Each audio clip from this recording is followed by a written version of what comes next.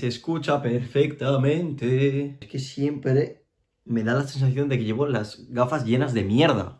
Hoy es un vídeo que va a tratar de cómo creé el coche de mis sueños desde cero, utilizando únicamente la cabecita, las neuronas, mi imaginación y Blender. En solo 6 meses he pasado de no saber ni qué era un cubo en Blender a realizar estos renders, a crear el coche de mis sueños basándome en los diseños de mis coches favoritos, cogiendo lo mejor de cada coche y al final crear esta obra de arte que la voy a desvelar ahora mismo en el vídeo porque si no, no tendría gracia.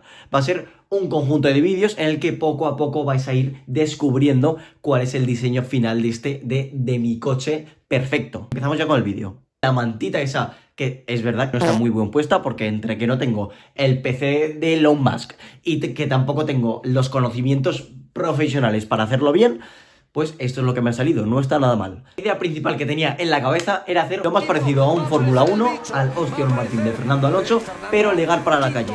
Que no sea un súper deportivo como el Aston Martin Valkyrie, pero que tampoco sea un Aston Martin convencional. O sea, es decir, un mix entre estas dos cosas. Algo parecido a lo que han sacado ya el Aston Martin Valhalla, que es como un intermedio entre estas dos cosas, pero sentía que no se parecía a un Fórmula 1, no tenía esa estética que nos mola a todos de esos pontones tan anchos, esa entrada de aire por arriba. Sentía que no se parecía tanto a un coche de Fórmula 1, entonces me puse manos a la obra. Repasamos las ideas principales que tenemos sobre nuestro coche, que sea un hiperdeportivo, superdeportivo de Aston Martin, un diseño similar a un Fórmula 1 y que sea un estilo lujoso, deportivo, un flow Koenigsegg Pagani, ¿me entendéis, no? Vamos a plasmar una serie de datos económicos y de planificación, de industrialización del coche, que no tienen nada que ver, no sirve para nada a la hora de diseñarlo, pero para darle un poco de realismo al asunto, ¿no? Para darle un poco de salsa de miga.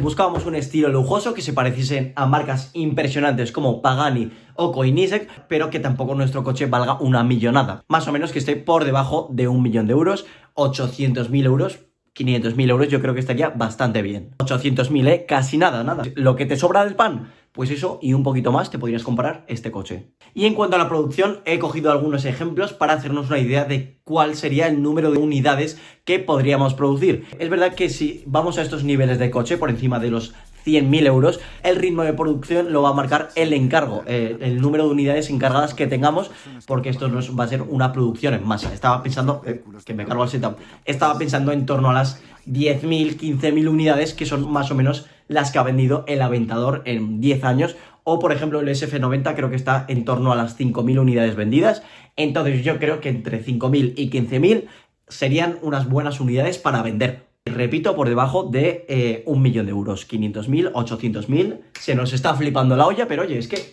como esto no se va a hacer, pues oye, imaginación pura, aquí nos tiramos los billetes. Bueno, yo qué sé, si lo está viendo Horacio Pagani, por favor, enviárselo o te saludo, aquí tienes mi proyecto, por favor, ¿cuándo lo hacemos? Primero, como lo haría todo el mundo, plasmé estas ideas que os estoy contando en el papel. Un papel corriente, como el que tienes en el cuaderno de matemáticas. Pues igual, empecé a plasmar estas ideas principales. Y lo primero era coger algunas ideas de diseño de las Fórmula 1, como por ejemplo los alerones, tanto delantero como trasero, la aleta de tiburón, que está guapísima, la salida de aire de los frenos delanteros, unas llantas cubiertas para reducir la resistencia aerodinámica y los túneles de viento que tienen los pontones exactamente igual o algo similar a lo que tiene el McLaren 720S. Esas curvas, esas caderotas que tienen que se estiran a lo largo del coche y que molan que flipas. El diseño de la puerta también, aparte de tener estos túneles de viento que hemos dicho como el 720S, también podríamos darle un poco de forma similar a un pontón, para que se parezca aún más a un Fórmula 1. Obviamente, como iba a ser un Aston Martin, tampoco podían faltar esas míticas entradas de aire que tienen en los capós así finitas, alargadas. Y obviamente tampoco podía faltar esa parrilla mitiquísima de los Aston Martin. O sea, todos, absolutamente todos los Aston Martin, desde que el que empezó, que tenía 4 cosas en el coche, hasta el último, tienen esa forma en la parrilla característica, esa forma de, no sé, de cara enfadada, de cara triste, pero cabreada. Ya me entendéis cuál estoy diciendo, o sea, os pondré algunas fotos. Absolutamente todos los Aston Martin tienen una forma más sencilla o más compleja esa forma, pero sigue siendo la misma. Y obviamente en este coche la teníamos que poner. Así que con todas estas ideas y con un poco de minutos de aburrimiento de clases, obtuve esta hojita. Que dirás, esto es un culo, pero bueno, es las ideas principales. O sea, esto tampoco tiene que ser muy complejo. Y como veis, he plasmado todas estas ideas que os he comentado, los diseños característicos de Aston Martin, esas similitudes también de un Fórmula 1, incluso veis otras anotaciones más que no os he comentado, como por ejemplo la inclusión de un motor con la misma configuración que tiene un Fórmula 1, es decir, un V6 con un turbaco así, híbrido, que sería increíble, pero bueno, esto está en debate aún, lo podéis poner en los comentarios, qué sistema de propulsión sería ideal para este coche. Os leo en comentarios. Y también otra cosa que no se ve casi, igual no os habéis dado cuenta, es la inclusión de una ventanita que está debajo de la puerta, que me encanta, me fascina. Cuando lo vi hace, yo que sé, igual 5 o 6 años cuando salió el McLaren Senna, me quedé loquísimo. O sea, la posibilidad de ver el vértice de la curva, el apex de la curva, estando dentro del coche, conduciendo, o sea, me voló la cabeza, que es una ventanita, pero es que me flipa ese diseño. Y obviamente tenía que estar también integrado en este coche. Además, este proyecto es muy guay porque veréis cómo va evolucionando el diseño y que este diseño principal no va a tener nada que ver con el diseño final. Vamos a ir evolucionándolo poco a poco según mis criterios, según mis ideas, y veréis cuál es realmente el diseño final. Así que una vez que teníamos este boceto hecho mal y pronto, lo tenía que pasar al iPad para ver realmente cuál es el diseño por el cual partíamos y cómo lo íbamos a ir evolucionando. Entonces lo repasé con el iPad así, 5 o 10 minutos y plan, ya tenemos una vista más sencilla, más clara de qué es lo que teníamos. Que la verdad, el diseño inicial nos ha quedado guapísimo. Yo ya me quedaba con este coche, o sea, con esto ya estoy contento, pero no hemos venido a esto, hemos venido a pasarlo al siguiente nivel. Este boceto le tocaba un poco de pintura, ¿no? Darle ese color de Aston Martin, ese color verde con detalles en lima, que para mí es el que mejor se ve de la parrilla de la Fórmula 1. Y aprovecho para mandar un mensaje a nuestro amigo Niwi, por favor, en 2026 estaría muy bien, ya sé que es mucho pedir, pero estaría genial que el Nano, nuestro padre, ganara su tercer campeonato, ¿vale? Ahí te lo dejo. Si te llega este vídeo, por favor, ayúdanos. Continuamos con el vídeo. Venga. ¡Pam! Está bastante guay, nos acercamos más a lo que queremos, pero aquí ya había tocado mi techo artístico, o sea, ya no podía hacerlo más realista que esto. Mis conocimientos artísticos ya no me daban para más. Entonces, digo, carajo, estamos en 2024, es la era dorada de las inteligencias artificiales.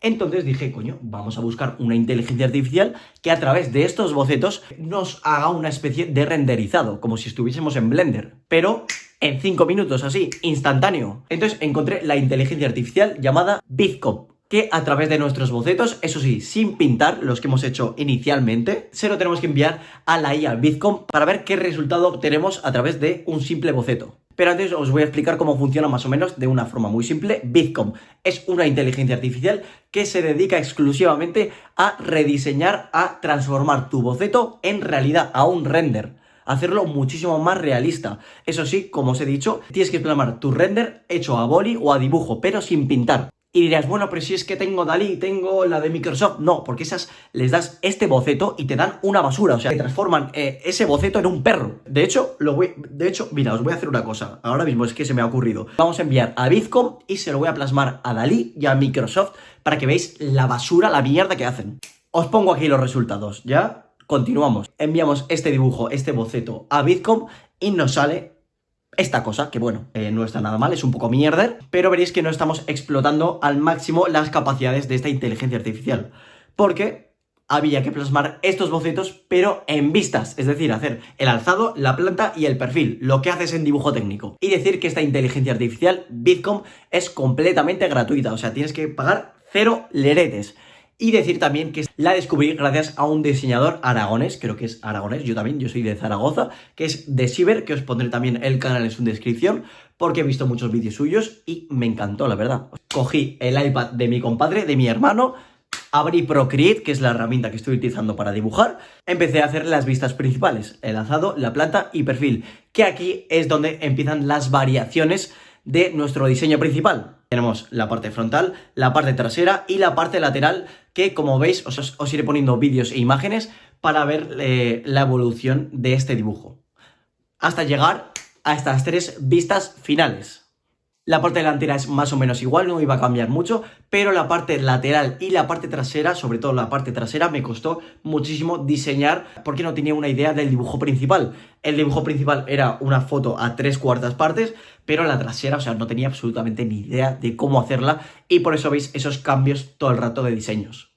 hasta llegar a estas 3 vistas principales que en el siguiente vídeo las meteremos en la Bueno, perdón, no, en el siguiente vídeo no os lo voy a hacer este follón. Os la voy a poner en este vídeo, pero por favor, suscríbete al canal y darle like, por favor. Es que tenemos que llegar a los 1000 seguidores por lo menos al final del año, ¿no? Estaría genial. Así que por favor, te doy tu tiempo aquí para que te suscribas y para que le des like. Así, una vez que tenemos ya las vistas principales hechas, las pasamos a Vidcom y amigos, redoble de tambor, salen estas vistas que para nada tienen que ver con los renders que nos ha hecho anteriormente. O sea, estos son muchísimo más realistas. O sea, aquí lo estáis viendo y están guapísimos. O sea, están de locos. A estos renders ya nos los podríamos imprimir y mientras estoy durmiendo ver mi creación. Pero, oye, es que aquí somos unos jugones. O sea, esto no nos sirve.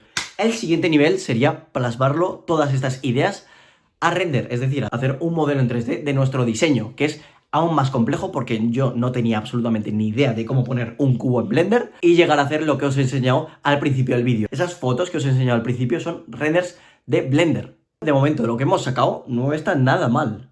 Dale like, suscríbete y nos vemos en el siguiente vídeo, ¿vale? Chao.